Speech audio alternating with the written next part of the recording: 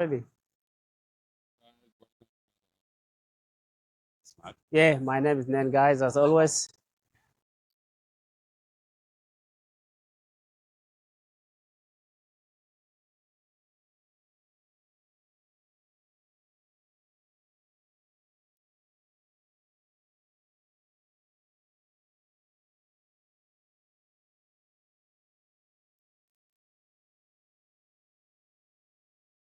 Just wanted to ask,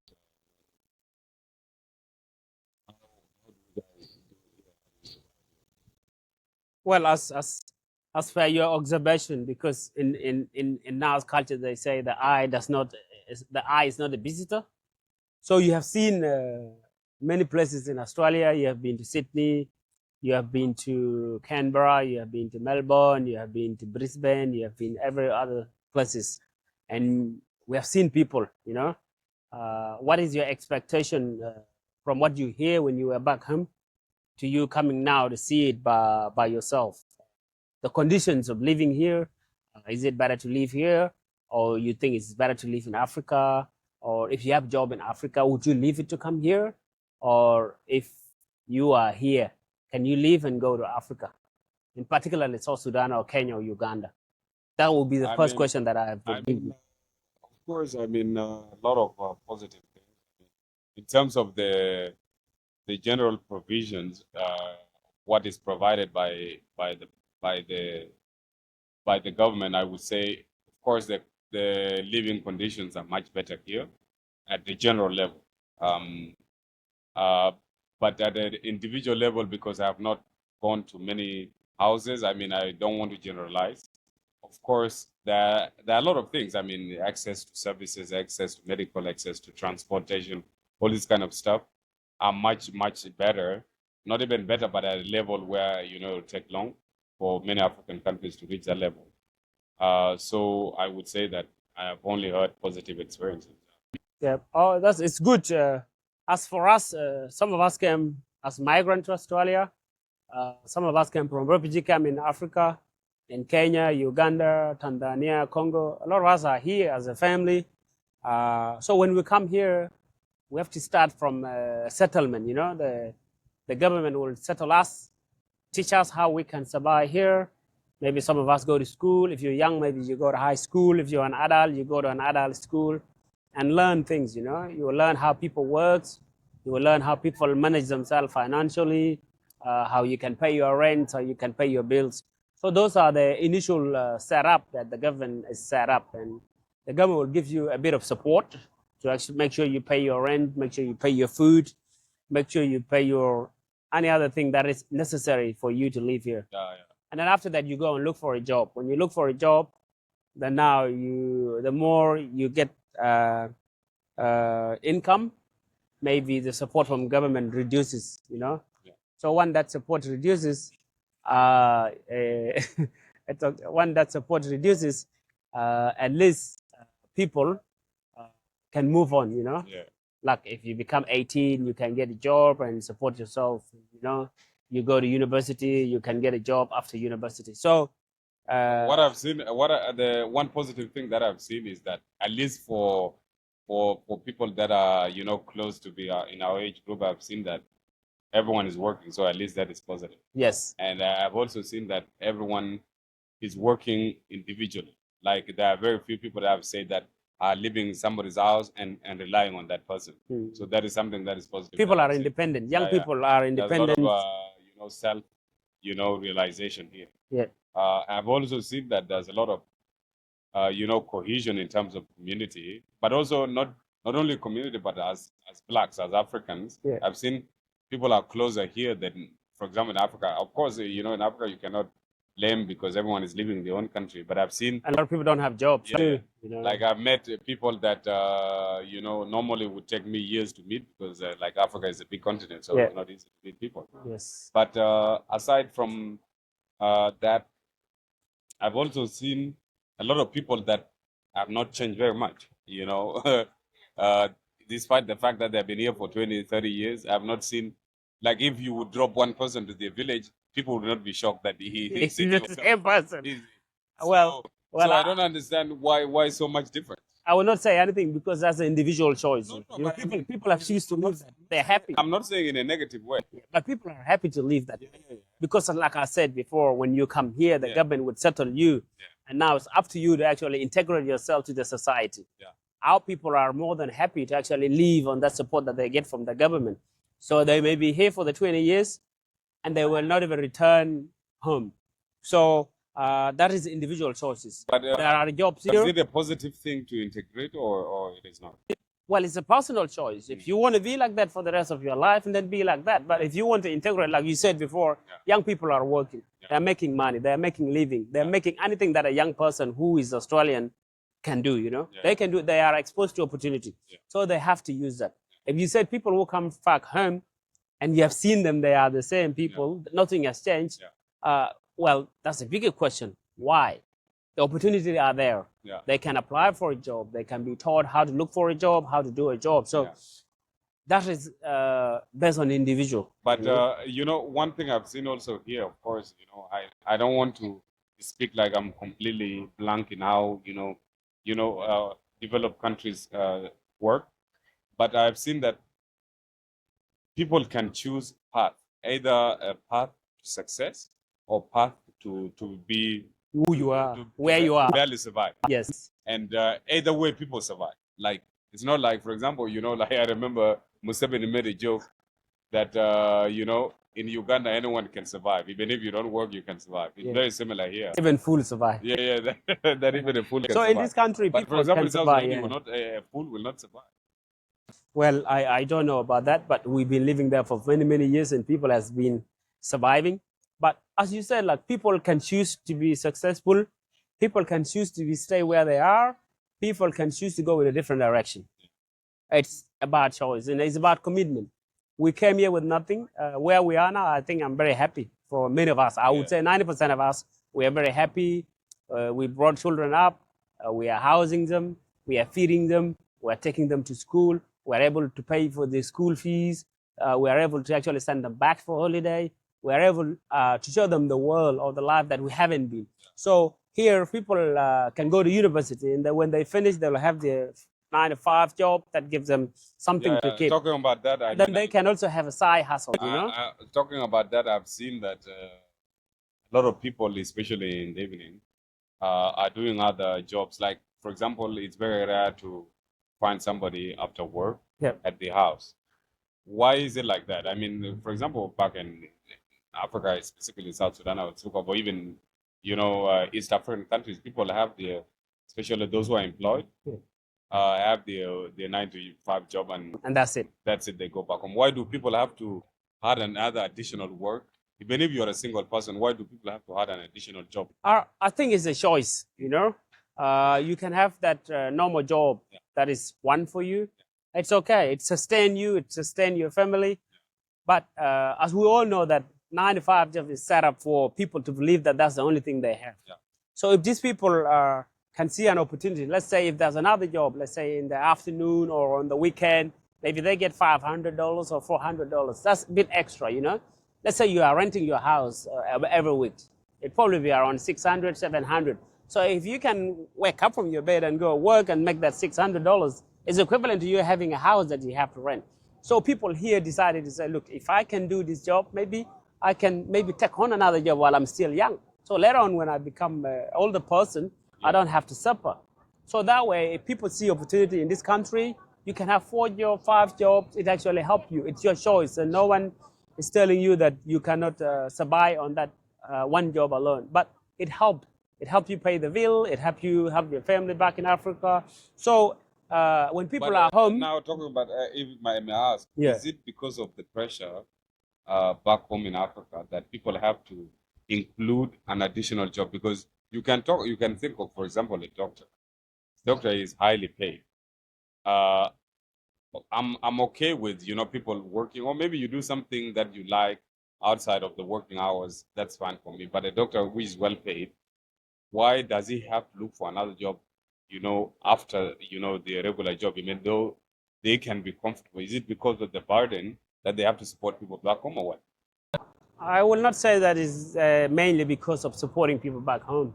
It's a available time they have. Like, Yeah. let's say doctors. Doctors, they work 20 hours. Yeah. They work 18 hours. They will not be able to take any other job on apart from going home and see their family. But for people who are reluctant at their job, who are very, maybe they can handle their job at a quick time, and they have enough time, you don't have to, maybe, working on the weekend, working Friday. Doctors can work at any time, and we know how much hours they do. Doctors and nurses, they work crazy, crazy hours. So for them to take on another job will be very difficult. So whatever you give is not a good example because those guys are already occupied. So people who are working laboring job, people who are working like accounting, those guys are doing easy jobs. So Yeah. they can take on another job. I'm not sure accounting a is an simple easy one. job, huh? No, I mean like it finishes at a terms of time time that that it's consumes. 9 o'clock to Yeah. 5 o'clock, and then if they have extra time on the weekend, they can do whatever they want. It actually just sustain you and that gives you that freedom. Even if you get that small money, you can go traveling with them. You can go and do other things. Yeah. And maybe if you're happy, you can send back to some of your family back home because sharing is caring as well.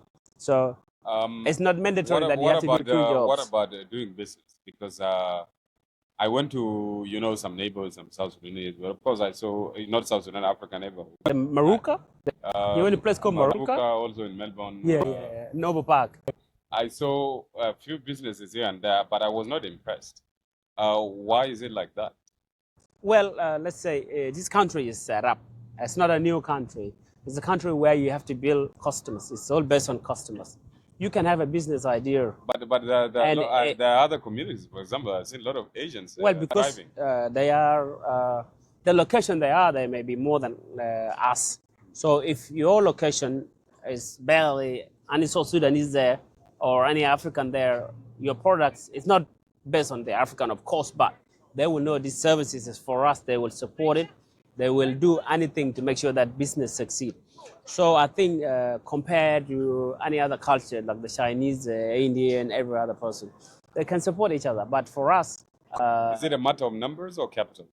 well, it's not about the capital. You can put a lot of capital as much as you want, but if you don't have customers, those But services when will. I talk about it, I'm not. I mean, because in terms of trade, it doesn't have to be something that is specifically geared towards specific demographic. Yes. Because, for example, if you are a doctor and you open a practice, that's a business. Of course. If it is a private business, so it doesn't necessarily have to target Africans also. So this is what I'm asking. That I'm not talking about petty trade or Well, restaurant and I all may these stop sorts you of there. outside, If yeah. you want to open a business, Yeah. there's a lot of competition here. Mm. You need to know people. Yeah. You need to know who are you targeting on your advertisement. You need to know who are your customer. A lot of businesses idea has already been taken. So those guys are just improving how they can do their services. Yeah. Imagine me starting shops, starting a Woolworths shop or starting Coles or starting food store. I'll have to struggle, because my services is not known. Why would I actually go to a new business when there's business that's already started there? So a lot of challenges are that a lot of businesses has already been taken, and for us to start it, you probably need money, you probably need land, you probably need insurance and things like this. These things can be costly for one person, and if you don't have a team of people that want But to do that business, this was my next question. so like, you need a what if team you of come people. together as a group? For example, you have 10 professionals and you come together and say, let's set something up. I mean, I'm not talking, of course, it doesn't have to be something that's already existing, but also, don't get me wrong, I'm not saying that it always has to be business that works. Mm. It can be, I don't know, something that, a niche that is specific. For example, I've seen all, Entropy. I've seen all, Enterprise, yeah, you yeah, do a lot of yeah, enterprise. yeah. Yes. So like I was saying, people can have a lot of ideas, business idea, but to establish that in the first beginning is challenging. Business that you do is something that you love. You can't just do business because it's business. It has to be something that comes from your heart. Yeah. If I want to start business tomorrow, I will definitely start an engineering business because I'll put more time in that because I love doing it. Even if I get money or I don't get money, it's something that I love. So starting a business here can be a bit challenging. Like I said before, I mentioned about the customers, the people you're targeting, the contract that you may get from either the government or the local people. These are all challenging for people who migrate to this country, who are trying. Maybe it will be better for the next generation. For our children, it will be easy because we'll probably support them. We'll probably be there for them and help them financially. For us, we live a life that we could say we are okay. We are okay here. We can live, we can travel, we can do a lot of things. And in terms of comparison, I mean, yourself, you've been African country, you've been also to South Sudan, luckily.